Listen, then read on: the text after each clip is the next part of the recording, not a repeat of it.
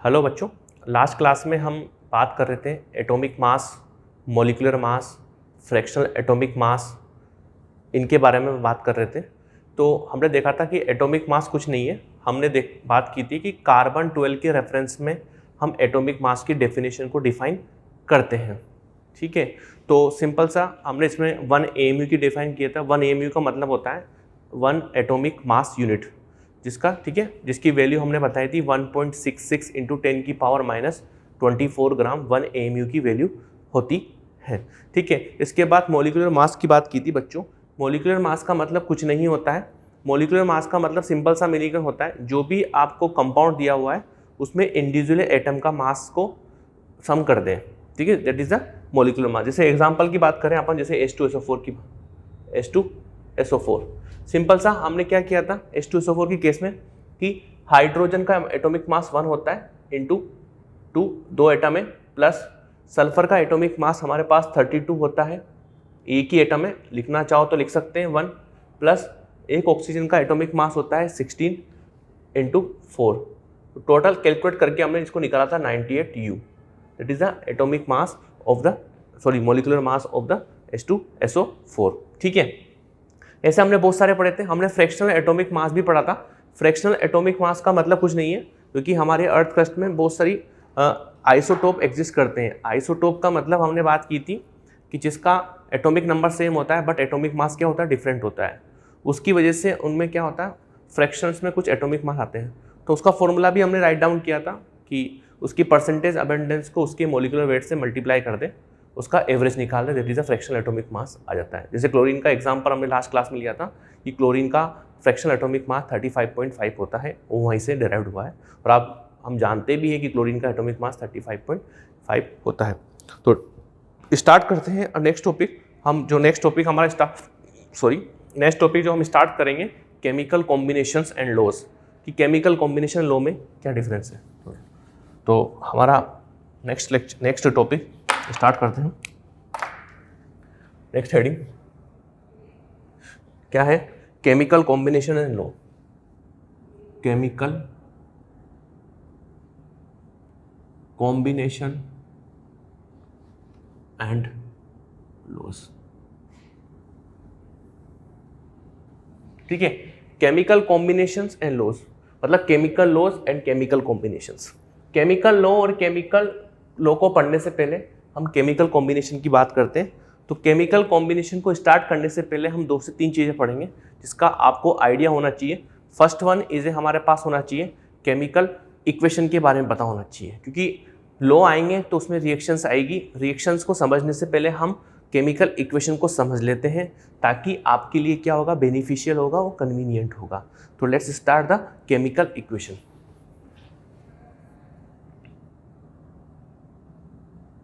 Chemical equations, ठीक है। Chemical equation क्या होती है? केमिकल इक्वेशन कुछ नहीं होती, एक केमिकल रिएक्शन, लिख सकते हैं एक chemical reaction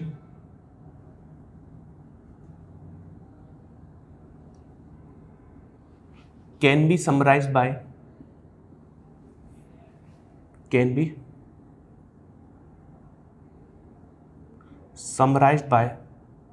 chemical equations।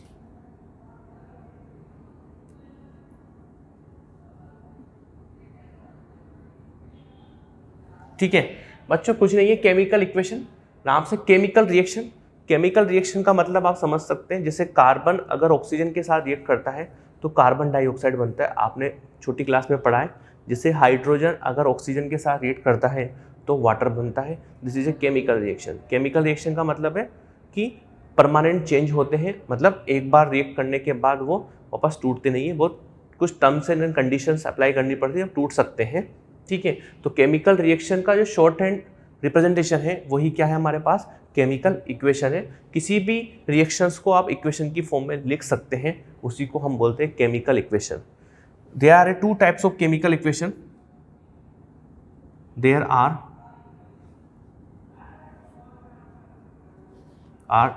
2 types of chemical equation.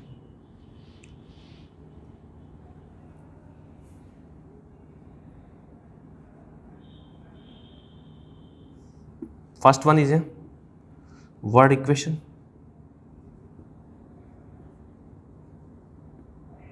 Second one is a symbol equation, symbols equation. ठीक है, कॉपी कर ले आप बच्चों। तो दो टाइप की इक्वेशंस होती है हमारे पास, एक वर्ड इक्वेशन, सिंबल इक्वेशंस। नाम से पता लग रहा है कि वर्ड की फॉर्म में लिखना किसी भी रिएक्शंस को, जैसे कार्बन प्लस ऑक्सीजन मिलकर कार्बन डाइऑक्साइड बनता है, तो वर्ड की फॉर्म में लिख दिया आपने, तो this is a word equation. Symbol equation का मतलब है उसी वर्ड को आप उसके सिंबल के रूप में रिप्रेजेंट कर दो। तो फर्स्टली सिंबल्स के बारे में किसने बताया था? आपको बताया था डॉल्टन ने, बताया था फिगर्स के रूप में, मैंने पढ़ाया है आपको। और नाउअडेज हम किसके मॉडर्न सिंबल यूज करते हैं? सिंबल ही एक हमारा ब्रीफ रिप्रेजेंटेशन है किसी भी एलिमेंट को रिप्रेजेंट करने के लिए। ठीक है, तो हम आजकल सिंबल्स का यूज करते हैं, तो सिंबल की ही इक्वेशन यूज करना हमारे लिए क्या होगा? क्वाइट यूजफुल होगा। ठीक है, तो फर्स्ट बात करते हैं वर्ड इक्वेशन की।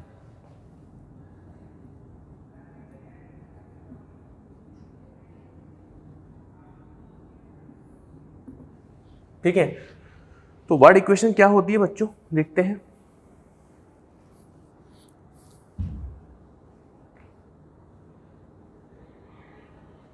तो ए वर्ड इक्वेशन, डेफिनेशन लिखते हैं, ए word equation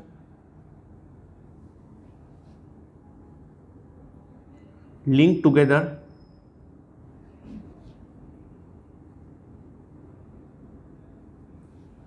the name of the reactant, link together the name of the reactant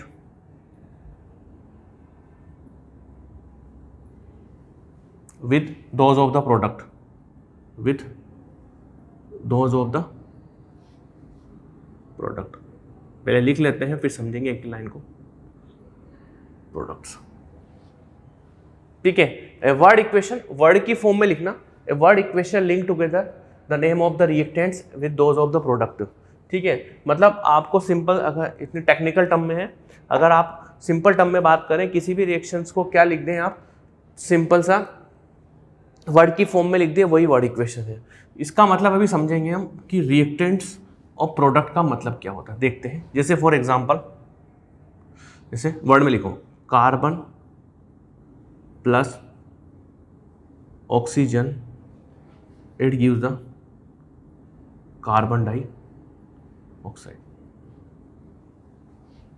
carbon plus oxygen, it gives the carbon dioxide. देखिए, ये जो लिखे गए हैं, this is A left hand side, this is A right hand side. Left hand side, this is A arrow, इसको क्या बोलते हैं बच्चों? Arrow. This is A arrow, इसका नाम होता है बच्चों एरो। ठीक है, ये जो लेफ्ट हैंड साइड में रखे गए हैं वो सब क्या होते हैं? रिएक्टेंट्स। ये क्या है बच्चों? Reactants. This is A LHS। ये जो रखा गया है इधर, दिस इज ए RHS, इसको बोलते हैं प्रोडक्ट्स। ठीक है, रिएक्टेंट्स का मतलब होता है टेकिंग स्पीशीज, द सब्सटेंस। मैं लिख देता हूं definition, reactants the substance which take part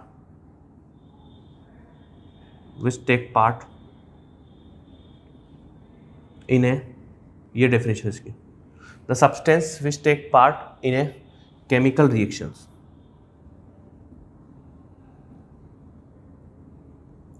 chemical reaction पूरा लिख देते हैं। ठीक है, products, new substance are formed, new substance are formed. ठीक है, तो बच्चों आपको पता होना चाहिए, ये हमेशा राइट हैंड साइड में लिखे जाते हैं, ये हमेशा लेफ्ट हैंड। तो reactants are always return on the left hand side and products are return on the right hand side. Arrow क्या बता रहा है कि दोनों रिएक्ट करके क्या बना रहे हैं? प्रोडक्ट। तो एरो रिप्रेजेंट कर दे, ये इसका हेड किस साइड है? राइट हैंड साइड की तरफ। तो ये एरो क्या बता रहा है कि नया प्रोडक्ट बन रहा है। तो प्रोडक्ट्स का मतलब होता है न्यू सब्सटेंस का फॉर्म, हमेशा केमिकल रिएक्शन से ही बनेगा। This is a word equation. और एक और एग्जांपल ले लें, एग्जांपल नंबर 2, इसको मैं 1 ले लेता हूँ, ठीक है। इसे hydrogen plus oxygen, it gives the water, hydrogen oxide लिख लें, हाइड्रोजन ऑक्साइड, इसको ब्रेकेट में लिख सकते हैं वाटर, ठीक है। दिस इज ए वर्ड की फॉर्म में लिख दिया, this is a word equation. Next,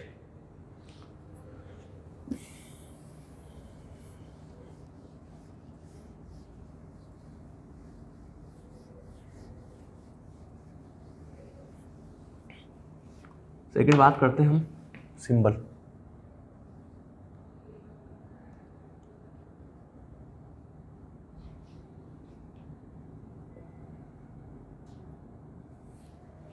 ठीक है, सिंबल इक्वेशंस पहले लिख लें बच्चों। सिंबल इक्वेशन का मतलब है इन्हीं को हम क्या कर रहे हैं, सिंबल की फॉर्म में लिख देंगे, तो सिंबल इक्वेशन हो जाएगा।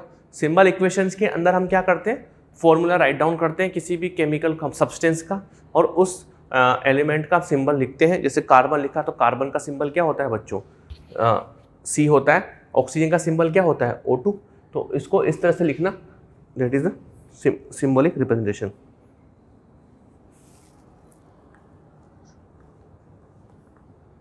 तो लिख सकते हैं definition, a brief representation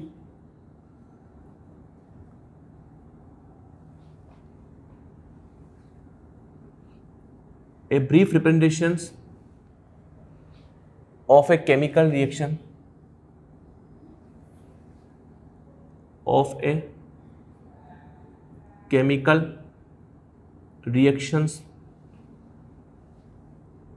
chemical reaction in terms of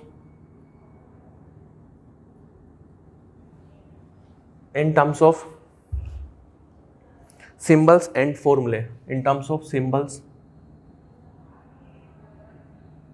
and formulae, ठीक है। किसी भी केमिकल रिएक्शन को आप सिंबल्स और फॉर्मूले के फॉर्म में लिख दें, वही हमारे पास क्या होती है, सिंबल इक्वेशंस होती है। एग्जांपल, जैसे कार्बन है बच्चों, तो कार्बन का सिंबल क्या होता है बच्चों, C, ठीक है। ऑक्सीजन का सिंबल क्या होता है बच्चों, O2। ऑक्सीजन O2 गैस ही होती, कार्बन सॉलिड होता है, सॉलिड लिख दो। ऑक्सीजन क्या होती है, गैस लिख दिया। दोनों आपस में रिएक्ट करेगी तो क्या बनाएगी, कार्बन डाइऑक्साइड, CO2, ये भी गैस होती है, ठीक है। तो कार्बन ऑक्सीजन के मिल के साथ बनाती है कार्बन डाइऑक्साइड का फॉर्मूला आपको आता ही, ठीक है। तो this is A reactant,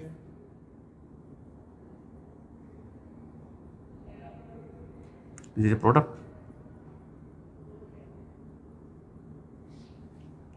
second, दूसरा एग्जांपल यही ले लेते हैं, हाइड्रोजन प्लस ऑक्सीजन मिलके क्या बनता है, वाटर का फॉर्मूला क्या होता है, H2। अब देखिए, हाइड्रोजन 2 लगा ले, 2 क्यों लगाया अभी समझ में आ जाएगा जब हम लो पढ़ेंगे। हमने हेडिंग डाला था केमिकल कॉम्बिनेशन एंड लोज, तो 2 क्यों लगाया अभी आपको समझ में आ जाएगा बच्चों कि 2 क्यों लगाया। अभी थोड़ी देर के लिए रट लें कि 2 क्यों लगाया है, ठीक है। तो हाइड्रोजन प्लस ऑक्सीजन मिलके वाटर बनता है, ठीक है। This is a symbol equation. अब आप दोनों में कंपेयर करें कि वर्ड लिखना ज़्यादा आसान है कि सिंबल लिखना ज़्यादा आसान है। सिंबल हमको क्या देता है, पिक्चर को क्लियर कर देता है, जबकि वर्ड इक्वेशन आपको पिक्चर को क्लियर नहीं करती है, ठीक है। तो नोट डाल के इंपॉर्टेंट पॉइंट लिखेंगे यहाँ पे बच्चों, ठीक है, आप नोट डाउन कर लें।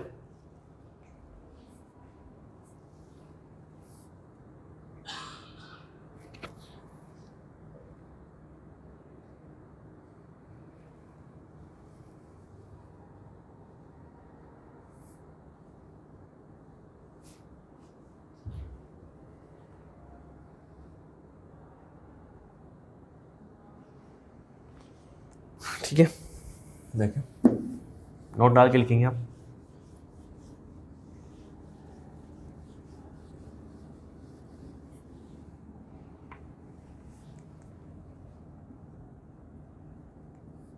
फाइव स्टार लगा लें। Word equations are not useful, quite useful लिख सकते हैं, word equation are quite useful, या ऐसा करते हैं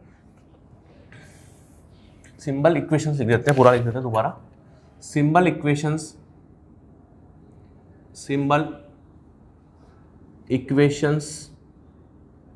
are always return, symbol equations are always return in the form of word equation from the word equation.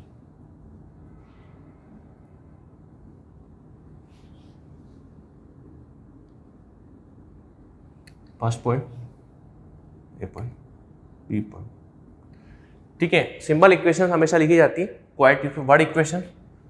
Why word equation is not use? Because word equations don't give true picture of the chemical reaction. Word equation don't give या do not give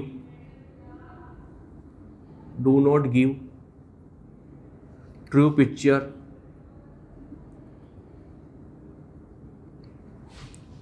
of a chemical reaction.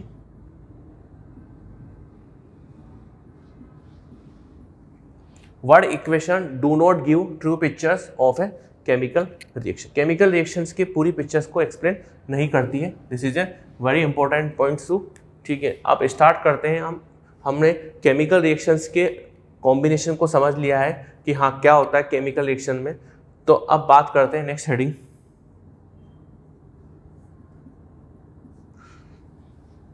Chemical law of chemical combination, law of chemical combination.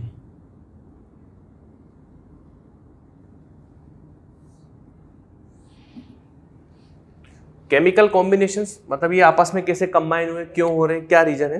तो this is A experimental law. Chemical combinations हमारे पास क्या होते हैं बच्चों, experimental law होते हैं। ये एक्सपेरिमेंटल लॉ है which lead idea about the atom is a smallest particle of an atom, मतलब एटम जो होता है वो स्मॉलेस्ट पार्टिकल होता है एलिमेंट का। This is A experimental law है, सारे क्या है हमारे पास एक्सपेरिमेंटल लॉ है जो आइडिया देता है हमको क्या कि the matter is a made up of many many tiny particle, smallest particle of an element, ठीक है। This is a law of chemical combinations, ठीक है।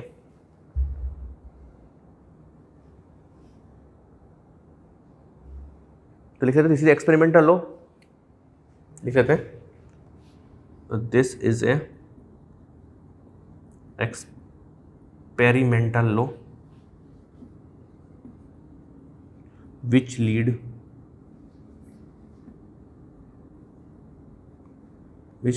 idea about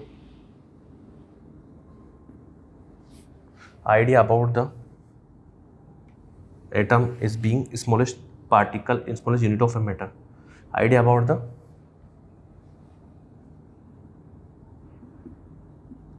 atom is the smallest unit of matter,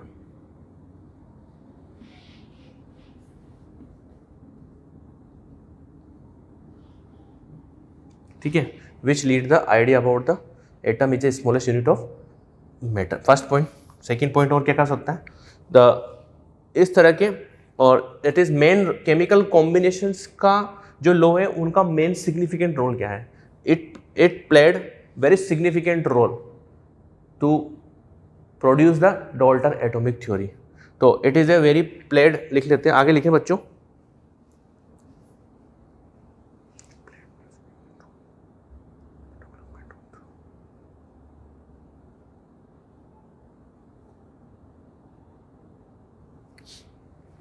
ठीक है। It played significant role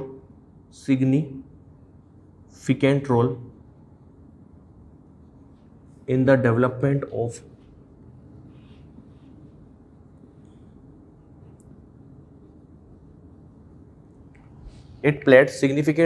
development of Dalton atomic theory.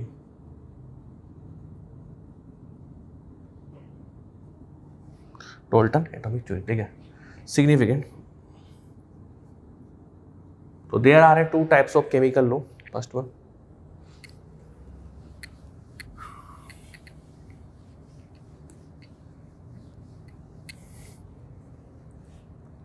first one is a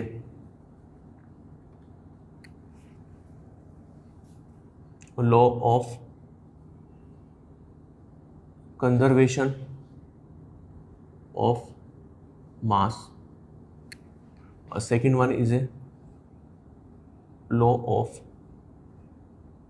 constant proportion.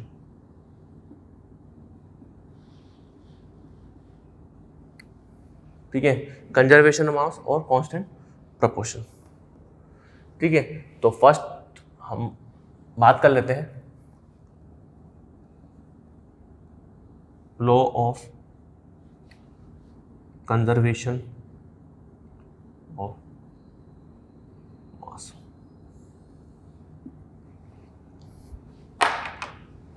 ठीक है, इसमें क्या बोलता है, गिवन बाय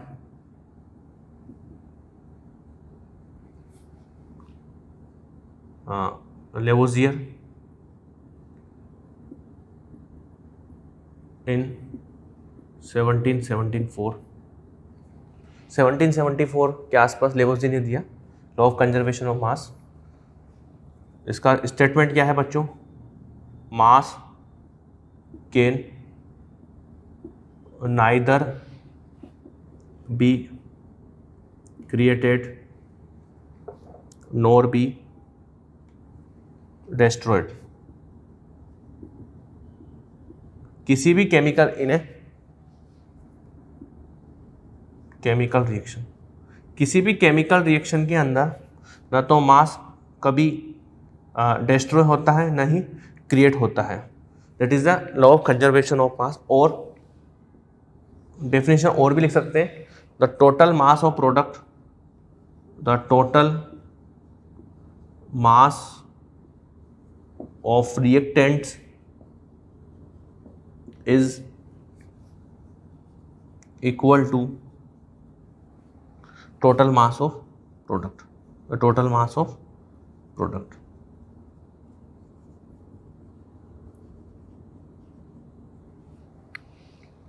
ठीक है, देखते हैं, लिख ले बच्चों। किसी भी केमिकल रिएक्शन में मास हमेशा क्या होता है, कंजर्व रहता है। मास कभी भी डिस्ट्रॉय नहीं होता है, नहीं क्रिएट हो सकता है। ठीक है, तो मास हमेशा कंजर्व रहता है। तो यही हमारा पास मेन मोटो है। ठीक है, किसी भी केमिकल रिएक्शंस के अंदर मास हमेशा क्या होता है, कंजर्व रहता है। ठीक है, एग्जाम्पल, जैसे कैल्शियम कार्बोनेट को हीट कर दें तो क्या बनेगा, कैल्शियम ऑक्साइड प्लस CO2। तो देखें बच्चों, मास हमेशा कंजर्व रहता है। इसका मास निकालें, this is A reactant, this is A product. ठीक है, मास निकालें। कैल्शियम का मास मैं बताया आपको 40 होता है, this is A molecular mass. Calcium का 40, कार्बन का मास होता है 12 प्लस एक ऑक्सीजन का मास होता है 16 इंटू 3 48, तो ये लगभग आएगा 100 U मास। अगर एटॉमिक मास की बात है U तो 100 ग्राम ले लेते हैं। कैल्शियम ऑक्साइड का मास कितना होता है, कैल्शियम का मास होता है 40 प्लस ऑक्सीजन का मास 16, तो कितना आएगा 56 ग्राम। CO2 का मास कितना होता है, कार्बन का 12, एक ऑक्सीजन कितना होगा बच्चों, 2 इंटू 16 मतलब 32 प्लस 12 कितना हो गया 44 ग्राम। अब टोटल मास निकाले, रिएक्टेंट का टोटल मास कितना है 100 ग्राम, दिस इज रिएक्टेंट। प्रोडक्ट का टोटल मास कितना है बच्चों 56 प्लस 44 कितना हो गया 100 ग्राम। तो total mass of reactant is equal to total mass of product आ रहा है। तो this is a law of conservation of mass. तो किसी भी केमिकल रिएक्शंस के अंदर हमेशा मास क्या होता है, कंजर्व रहता है। कोई सा भी एग्जांपल ले लो, दूसरा एग्जांपल, जैसे 2s2 plus O2 it gives 2:2। एक हाइड्रोजन का मास कितना होता है बच्चों 1 2, तो 2 इंटू 2 4 ग्राम। देखो एक हाइड्रोजन का मास 1 होता है लेकिन 2 एटम है तो 2 हो जाएगा, लेकिन 2 आगे भी लिखे हुए हैं, दो मॉलिक्यूल्स लिखे हुए हैं। ऑक्सीजन का मास कितना होता है 16 इंटू 2 32। इसका मास निकालें 2 लगा दें 12। एक हाइड्रोजन का मास होता है 1 इंटू 2 2 प्लस एक ऑक्सीजन का मास होता है 16 प्लस 2 कितना हो गया बच्चों 18 इंटू 2 36 ग्राम। देख लो 32 प्लस 34 कितना आ गया 36, इधर भी आ गया 36। तो क्या हो गया ये हमारे पास इक्वल है, मतलब किसी भी केमिकल रिएक्शन में हमेशा मास क्या होता है कंजर्व रहता है। अब बात करते हैं आगे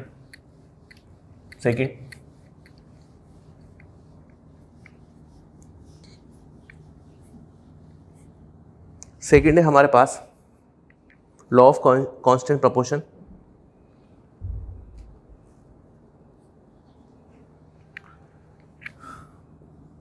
law of constant proportion PR, क्या इसको लिख सकते हैं कांस्टेंट को definite.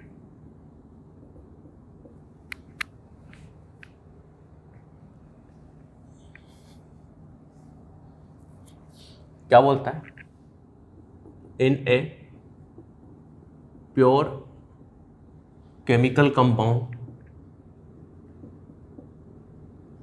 in a pure chemical compound the element are always present in definite ratio by weight। Weight लिखें या मास लिखे दोनों ही। Given by Proust in 1779। ठीक है, इसको याद रखना जरूरी है क्योंकि क्वेश्चन आया हुआ है कि किसने दिया था, गिवन बाय था प्राउस्ट। देखते हैं जैसे एग्जांपल